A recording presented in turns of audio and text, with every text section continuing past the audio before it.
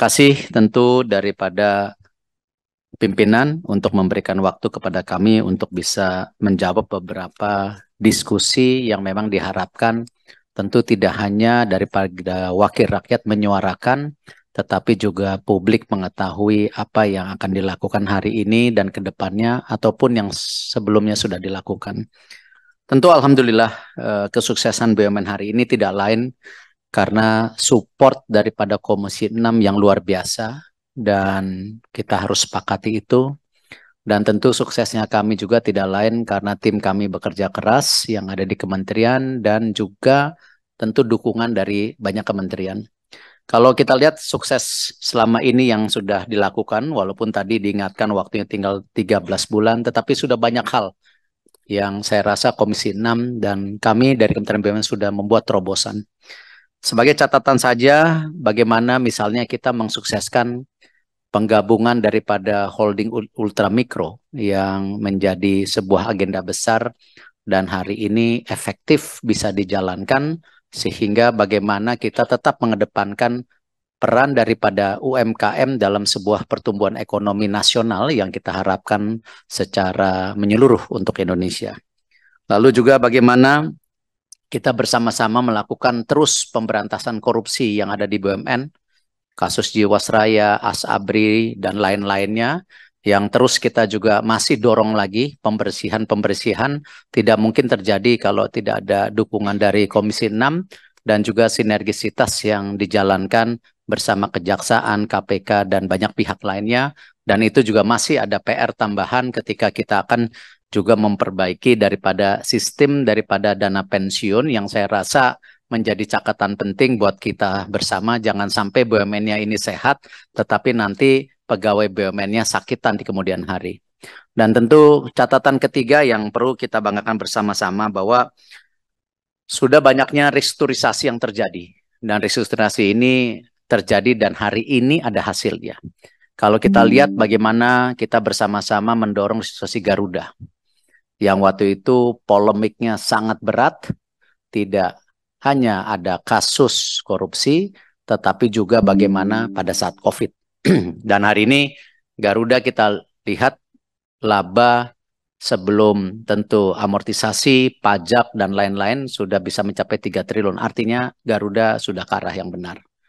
Lalu juga bagaimana kita restrukturisasi PTPN, yang waktu itu puluhan triliun, tetapi hari ini PTPN terbukti bisa kontribusi angka yang luar biasa untuk juga menjadi next program pemerintah industrialisasi pangan.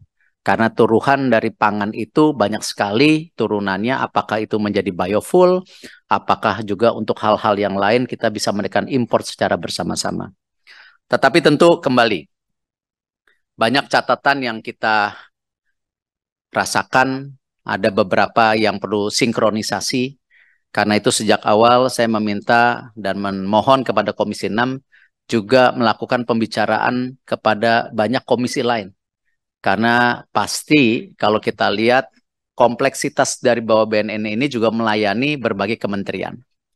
Dan inilah kenapa salah satu program yang ini mudah-mudahan saya tidak tahu apakah September ini bisa goal, yaitu mengenai RUU BUMN yang memang salah satunya sebenarnya menjawab daripada banyak isu yang Bapak Ibu sudah kemukakan tadi, yang kita sudah sepakati sejak awal mengenai penugasan BUMN.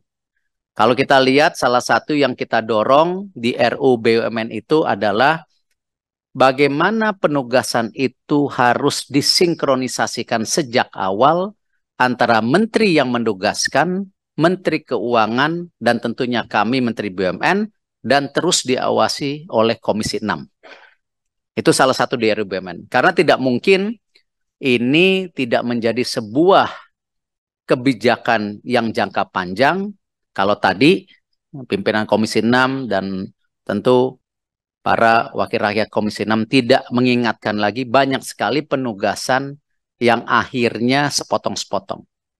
Dan disitulah di RUU BUMN sendiri kita mendorong adanya public charter policy, yaitu kesepakatan 3 menteri secara tertulis. Di mana program 5 tahunan pemerintahan berikutnya hanya bisa dikoreksi kalau ada intervensi langsung dari presiden. Bukan intervensi daripada masing-masing kementerian yang tentu akhirnya kadang-kadang tidak menyelesaikan isu yang namanya proyek strategis nasional yang diinginkan untuk menjaga pertumbuhan ekonomi kita, tetapi juga bagaimana memastikan pelayanan kepada masyarakat kita. Di RUU BUMN juga itu ada isu mengenai bagaimana seakan-akan polemik PMN ini menjadi sesuatu yang buruk. Tetapi lupa dicatat ya, dividennya yang hari ini terus meningkat jauh lebih tinggi dari PMN dilupakan. Karena seakan-akan hanya disuntik-suntik terus, tetapi dividennya tidak dicatat. Bahkan kalau kita lihat, kemarin saya baru diundang oleh beberapa media, selalu menjabat hutang jumbo BUMN 1.600 triliun. Tidak pernah ditulis modal jumbo BUMN yang nilainya 3.100 triliun.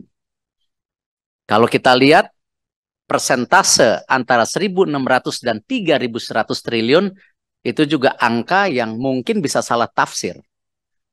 Bahwa apa? Hutangnya 1.600, tetapi modalnya 3.100. Kalau kita bicara di dunia usaha, saya rasa 70% hutang, modalnya 30%. Kalau ini sudah jelas modalnya 65%, hutangnya hanya 35%.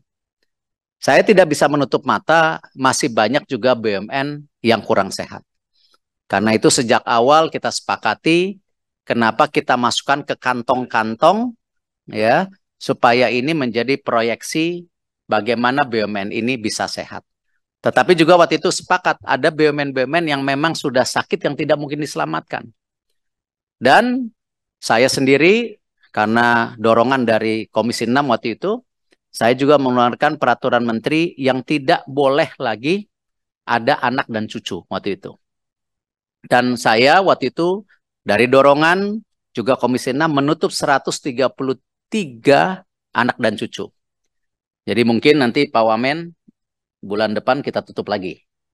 Ya, seperti tadi masukan-masukan kalau memang BUMN yang melahirkan anak cucu tanpa izin ataupun ada BUMN yang punya anak cucu tetapi menggerogoti filosofi kebersamaan kita bahwa BUMN bukan menara gading tetapi BUMN adalah membangun ekosistem kebersamaan di tengah ekonomi kita yang terbuka bersama yaitu private sector, UMKM atau investasi. Nah, ini sebagai yang saya ingin catatan untuk menjawab daripada pertanyaan yang diinikan. Saya coba jawab satu persatu, tetapi izin untuk yang lain-lainnya saya akan coba jawab secara tertulis. Terima kasih Pak Rudi, tadi mengenai anggaran kami nanti kita akan detailkan seperti masukan dari Pak Rudi, nanti kita jawab tertulis. Tetapi tentu tadi mengenai polusi udara yang saya rasa banyak yang sudah mengangkat dan tentu kami pun yang tinggal di Jakarta punya anak, cucu belum punya, mungkin sudah ada yang punya cucu, jadi sudah mulai dipanggil kakek dan nenek, alhamdulillah. Ya, rezeki itu dari Allah. Tentu pasti kita memikirkan, tidak mungkin kita bisa hidup di kota yang polusinya sangat tinggi. Dan ini masa depan kita. Ketika China bisa mendorong Beijing di tahun 2013 untuk menjadi Beijing hari ini, ataupun São Paulo di Brazil 10 tahun yang lalu mendorong udara bersih dan terbukti bisa bersih hari ini, kenapa Jakarta tidak bisa? Tetapi kembali tadi catatan saya, tidak mungkin BUMN berdiri sendiri, karena ini konteksnya lebar, terkait oleh kehidupan masyarakat itu sendiri dan juga tentu policy dari berbagai kementerian termasuk Ibu Kota Jakarta. Kita menyadari bahwa ada beberapa terobosan yang sebenarnya waktu itu kita sudah bicarakan antara BUMN dan Komisi 6. Bagaimana kita mendorong ekosistem untuk pembentukan EV battery. Bahwa kita sadari bersama bahwa ketika kita mau menekan polusi, salah satunya mengurangi kendaraan pribadi. Solusi mobil listrik, kita menjadi ekosistemnya, kita berpartner dengan CATL, LG untuk membuat baterai. Pertamina PLN sekarang sudah bisa swap baterai dan juga ada charging station. Cukup jumlahnya tidak, belum, ini transisi. Saya juga waktu itu didorong oleh Komisi 6 juga mengeluarkan surat bahwa seluruh BUMN harus menggunakan mobil listrik transisi 3 tahun di bulan 12 September 2022 waktu itu. Itu kita dorong sama-sama. Yang kita lagi mau dorong lagi juga bagaimana penggunaan fasilitas publik yang ada di airport ataupun properti yang ada di BUMN bisa juga nanti harga parkir mobil listrik lebih murah daripada mobil yang menggunakan kendaraan BBM. Ini kita dorong. Apakah bisa jalan tol juga? Ya, misalnya lebih murah mobil listrik dibandingkan ini juga sedang kita kaji sebenarnya dua hal ini. Dan kita waktu itu pernah paparkan juga di sini sebenarnya. Lalu kita juga melihat data-data tadi 34% memang salah satunya dari industri dan juga PLTU.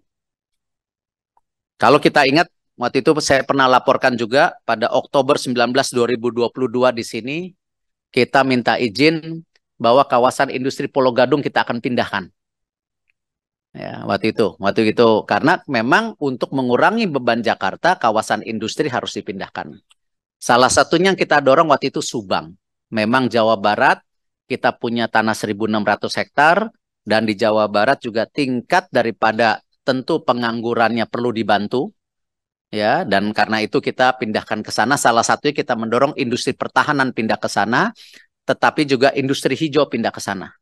Jadi juga mengurangi beban Jakarta. Waktu itu sudah ada rencananya, kita sudah rapatkan waktu itu, bahkan saya sama Pak Tiko ketemu Gubernur DKI waktu itu Pak Anies, salah satu kita dorong waktu itu, ya, karena sahamnya 50-50%. Tapi inisiasi dari kita waktu itu. Dan dari Komisi 6 yang waktu itu saya laporkan. Lalu juga Pak Menteri, untuk hasilnya gimana Pak Menteri? Udah ketemu? Ya kalau gak? Menteri BUMN sama Komisi 6 yang mendorong semua setuju lah, karena kan niatnya baik gitu, ya. Lalu kita juga mendorong bagaimana PLTU.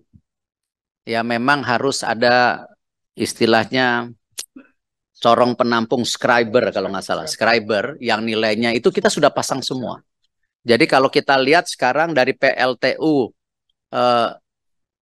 PLN yang ada itu rate, tingkatannya di bawah daripada yang harus ditargetkan, hampir 50%. Nah, kita sudah lakukan itu. Tetapi kembali ya kita ingin ada percepatan. Karena Beijing perlu 6 tahun, Sao Paulo perlu 10 tahun. Jadi Jakarta tidak mungkin juga dalam 3 bulan ke depan ini diselesaikan masalah policy. Ya. Jadi polusi ini harus kita lawan sama-sama, harus ada benar-benar blueprint yang menyeluruh untuk menyelesaikan ini sama-sama. Oke lah, PLTU sekarang juga disalahkan. Kita matikan Suralaya 1, 2, 3, 4. Tetapi apa? Data terakhir tidak mengurangi polusi ternyata. Nah, tapi tetap kita matikan. Karena ini komitmen sama-sama kita menjaga polusi.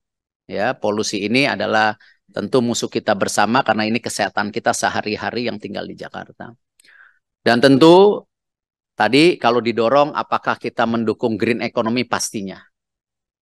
Tapi tinggal kita memastikan ketika power plant yang di Jawa dimatikan, kita harus bersepakat juga solusi listriknya dari mana. Karena itu Komisi 6 waktu itu juga mensepakati penggabungan geothermal. Ya, karena itu adalah baseload energi yang dibutuhkan negara.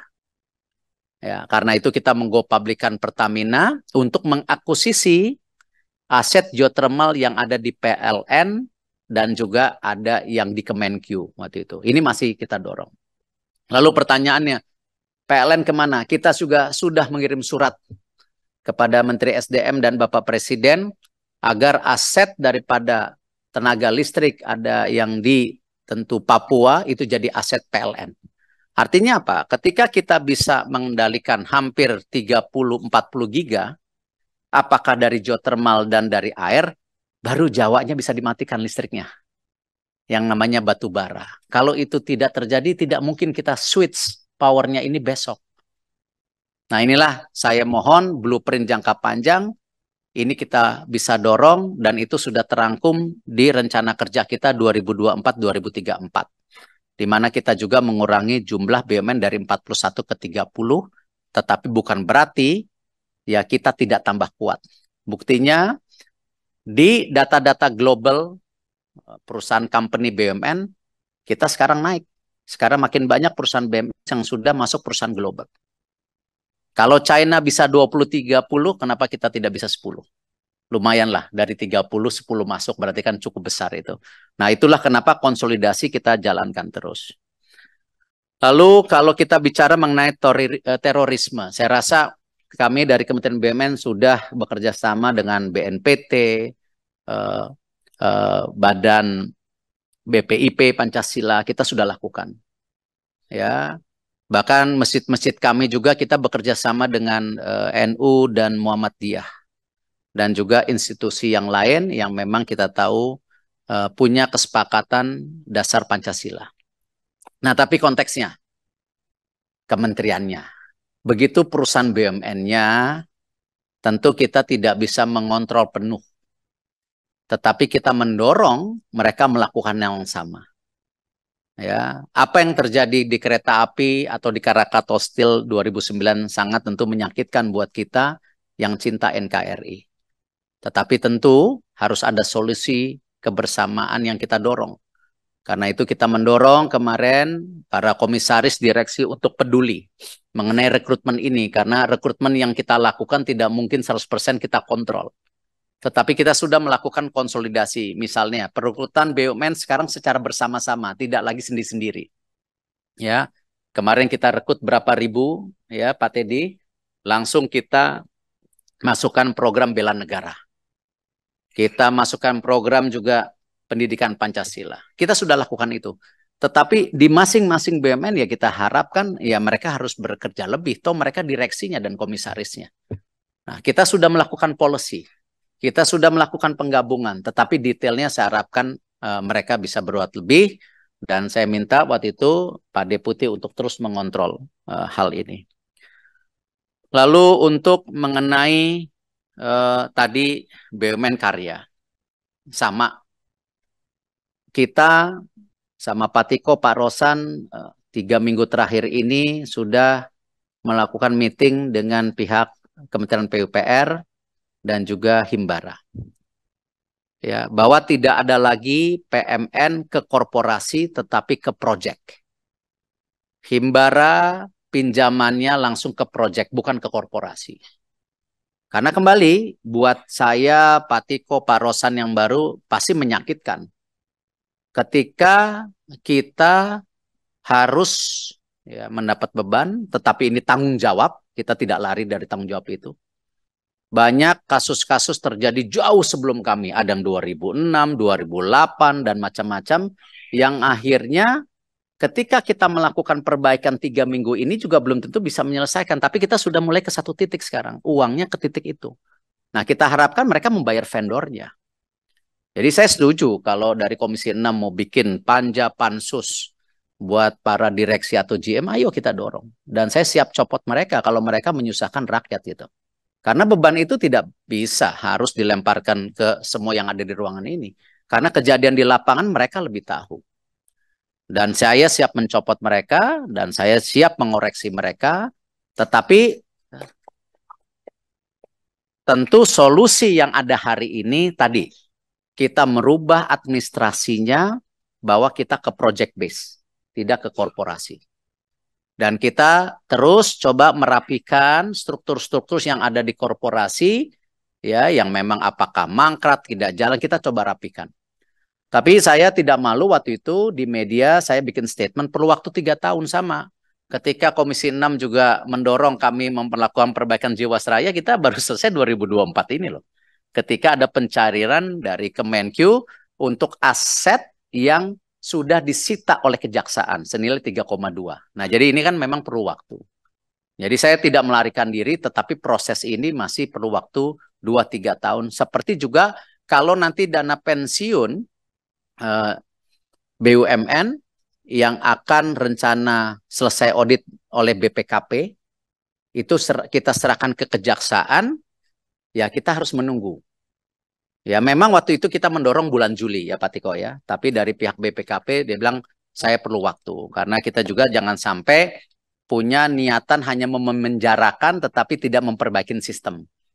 Ya, nah inilah kenapa kesepakatan waktu itu dengan pihak kejaksaan. Oke, kita tunggu auditnya BPKP biar kita bisa pisahkan mana yang korupsi, mana yang mismanagement tidak niat korupsi. Nah, supaya kita jangan juga menyamaratakan kasus-kasus itu. Nah, ini yang kita dorong untuk dana pensiun.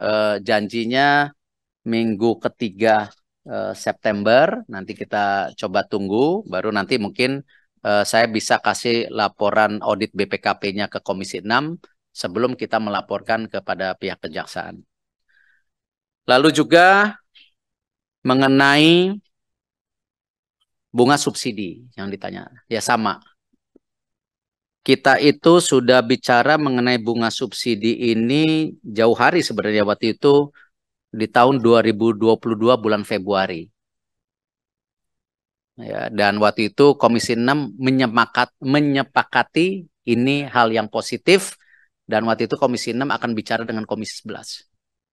Kami sudah mendorong hal ini ke Kemenkyu dan BI beberapa kali. Pak Tiko pimpin langsung, ketemu semuanya. Ya tapi sepakat, kalau tidak bisa masuk menjadi anggaran ya kami tentu ada keterbatasan. Holding ultramikronya sudah jadi.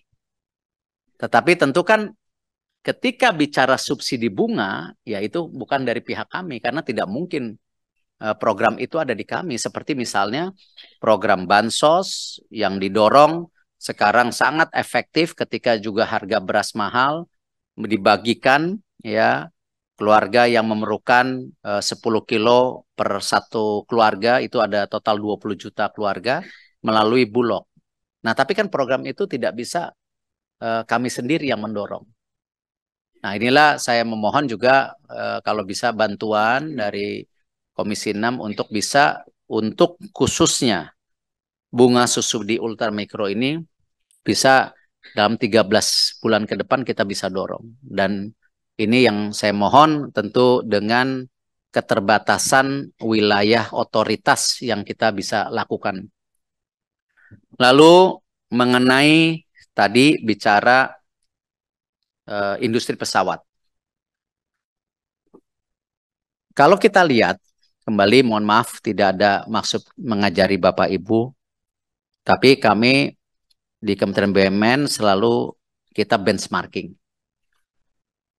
Kita melihat industri pesawat di Amerika yang pernah juga saya sampaikan di sini, kurang lebih ada 7.200 pesawat waktu itu.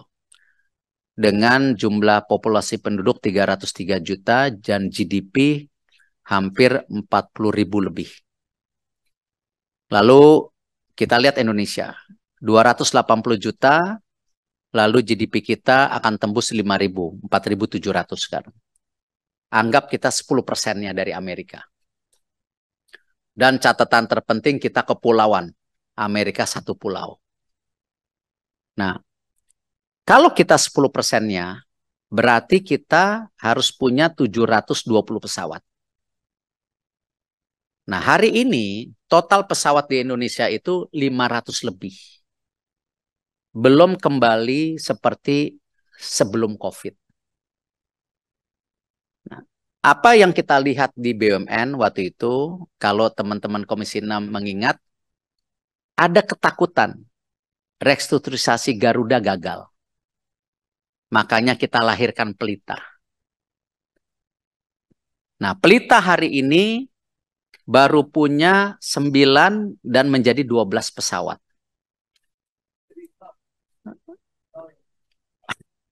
Angkanya kita dorong Pelita ini mungkin di 20-an bisanya.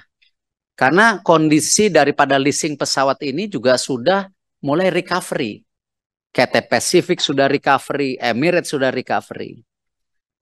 Nah, lalu kita lihat kondisi Garuda sekarang 60 pesawat, Citylink 50 pesawat. Artinya kalau kita gabungkan ini baru 140. Belum 170 seperti waktu saat sebelum COVID. Dan sekarang yang ada di industri pesawat terbang, ini mohon maaf saya tidak pernah ya bicara salah dan benar. Kan kita sepakat private sector harus kita dorong, UMKM harus kita jaga. Sekarang di industri pesawat terbang ini, di penerbangan Indonesia itu 65% pihak swasta. Kita hanya 35%. Nah, artinya walaupun digabungkan kita tetap 35% karena jumlahnya cuma 12 pesawat.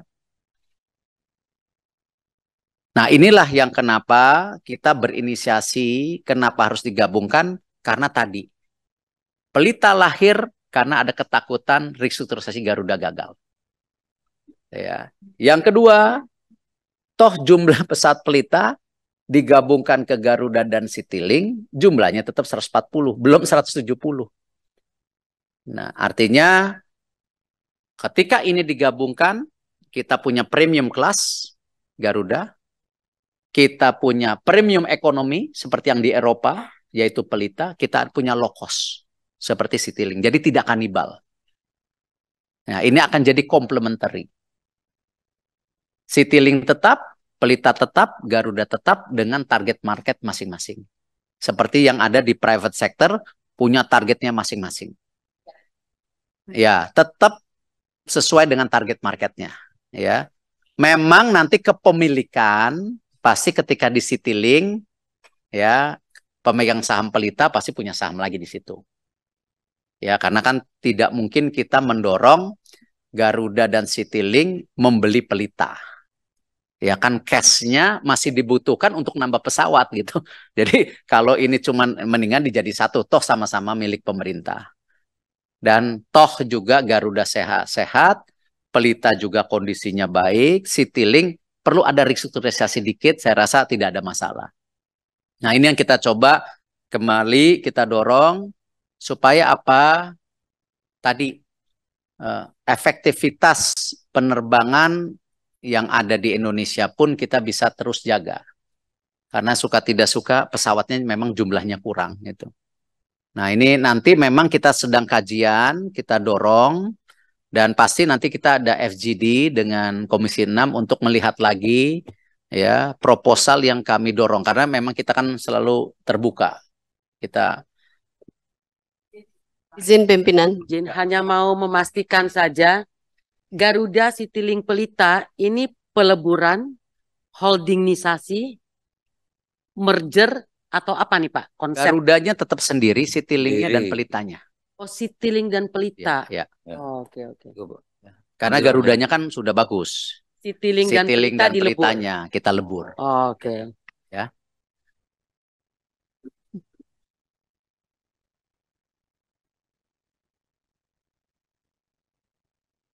Untuk lain-lainnya saya rasa bila tidak keberatan kita jawab tertulis untuk supaya bisa lebih konkret. Dan hutang pemerintah Pak Martin memang tadi sebenarnya di payung RU BUMN-nya. Karena itu kan kita bicara satu buku cash flow. Salah satu yang kita usulkan di BUMN kan sebenarnya ketika contoh hari ini. Ketika kita punya insya Allah ini saya belum sebenarnya belum diaudit ya. Ini cuman sebagai confidence saja. Bahwa waktu itu kan kita masuk bersama-sama profit kita 13 triliun, naik ke 124, naik ke 309 triliun. Tetapi di situ kan ada koreksi restrukturisasi Garuda hampir 60 triliun. Jadi anggap 250-an. Nah, insya Allah tahun ini kalau kita ngelihat data-data kita bisa hit paling tidak angka yang sama 250 tadi terlepas dari pelemahan yang dikhawatirkan oleh kita semua. Karena ini kan harganya pada turun yang namanya komoditas. Dari setengah tahun buku BUMN yang sudah konsolidasi, profitnya kalau tahun 2021 itu 163, 2022 163, 2023 ini setengah tahun 184. Jadi dari 184 ke 250 kita confidence. Kalau bisa lebih. Nah, artinya dividen yang kita targetkan juga tahun ini back to back tertinggi sepanjang sejarah 80 triliun mestinya tercapai. Nah, cuman waktu itu yang kita minta di RUU BUMN ini kan bahwa ini menjadi satu blanket keuangan ya yang disepakati sama-sama berapa yang disuntik, berapa yang dividen secara bersamaan. Problemnya yang waktu itu kita hadapkan bukan berarti salah dan benar. Ketika kita sudah sepakati di sini ada PNN, delay 2 tahun seperti Garuda. Nah, kenyataannya hari ini pesawatnya sudah sulit recover. Nah, ini masalah percepatan saja. Nah, ini yang memang salah satu di RUU kita dorong, bukan karena salah dan benar. Tetap kepemilikan BUMN itu dual ownership. Tidak ada perubahan satu ownership, tetap dual. Cuman perbaikan sistem administrasi ini yang kita dorong, termasuk tadi mengenai hutang piutang. Jadi saya memohon kalau memang bisa pimpinan mendorong kembali RUU BUMN ini tuntas di September ini. Saya rasa kita bisa mendorong percepatan di mana transformasi BUMN yang di China itu sasak 18 tahun. Ini bukan tidak mungkin Indonesia bisa 7 tahun. Ini suatu prestasi yang luar biasa. Karena itu blueprint 2024-2034 kita mau sebagiankan selesaikan juga percepatan di tahun ini dengan RUU BUMN. Mungkin mohon dukungannya kepada pimpinan dan seluruh anggota Komisi 6 yang saya hormati. Terima kasih. Wassalamualaikum warahmatullahi wabarakatuh. Pak Menteri. Terima kasih sudah nonton. Jangan lupa like, subscribe, dan share ya.